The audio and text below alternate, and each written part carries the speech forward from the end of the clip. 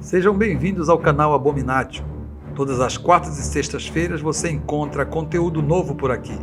Se inscreva no canal e ative o sininho de notificações.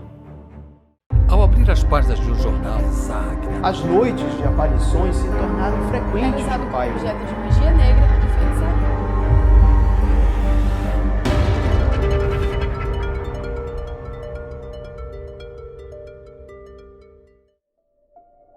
hoje vamos contar para você um relato enviado por uma inscrita do nosso canal que é de Campina Grande, na Paraíba, que prefere não se identificar.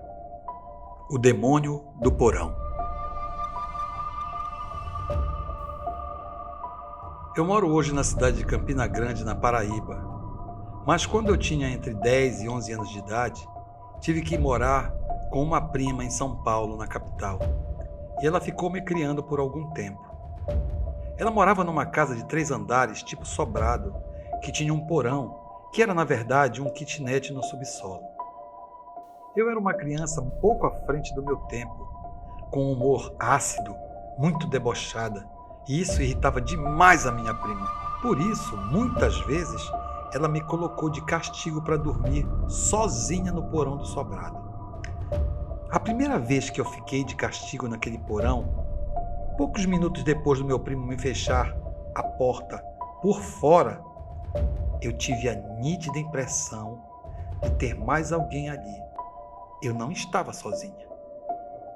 Eu fiquei muito nervosa trancada naquele lugar. Então, fui para a cama e me deitei, mas com aquela sensação de que tinha alguém ou alguma coisa além de mim naquele porão. Quando eu já estava ficando mais calma, quase relaxada, eu vi um som tímido. Então eu olhei na penumbra e vi, pela primeira vez, a silhueta de alguém em pé ao lado da porta, com os olhos amarelos me olhando. Meu coração disparou e eu comecei a suar. Apavorada, eu puxei o cobertor e me cobri dos pés à cabeça. Como eu tinha o hábito de rezar adquirido da minha mãe, foi o que fiz. Comecei a rezar e a suplicar a Deus e ao Espírito Santo para que aquele bicho desaparecesse. Mas aquilo continuava ali me olhando. Eu não conseguia mais me concentrar na oração e, cansada de rezar, eu adormeci. O tempo passou e minha mãe veio para São Paulo e ficamos morando no maldito porão.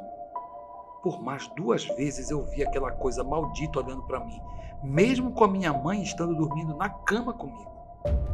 Olhos amarelos, a cartola e aquela sensação horrível de estar sendo observada por alguma coisa apavorante.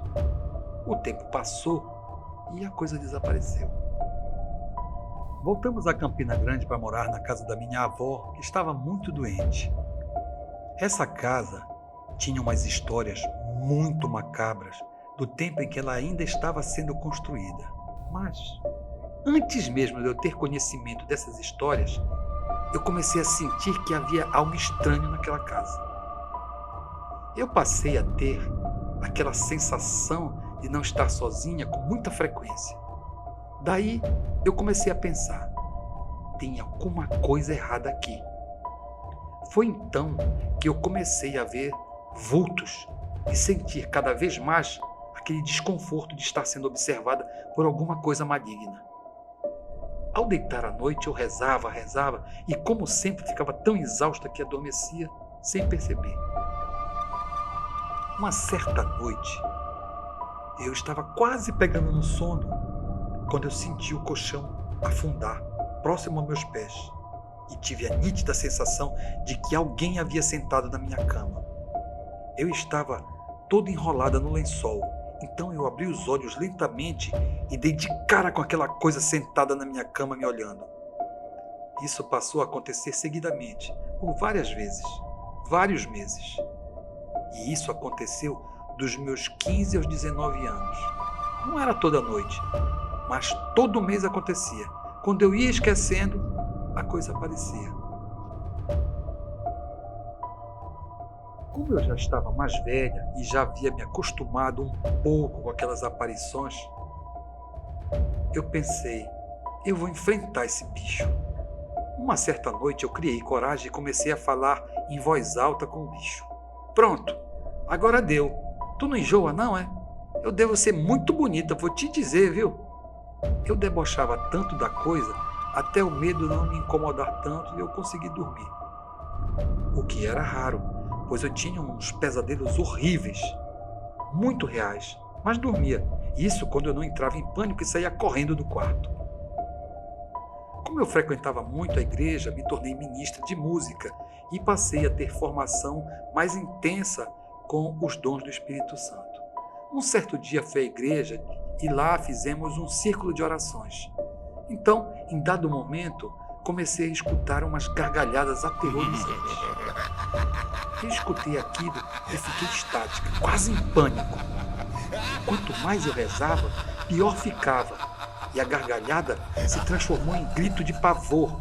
Era como se alguma coisa não quisesse que eu rezasse. Todos que estavam ali perceberam o que estava acontecendo comigo. Quando o grupo parou a reza, eu falei sobre o que estava ouvindo. Então um rapaz que estava ao meu lado disse que viu algo correndo de um lado para o outro, mas não ouvia, só via. Eu fiquei muito nervosa, trêmula e pálida.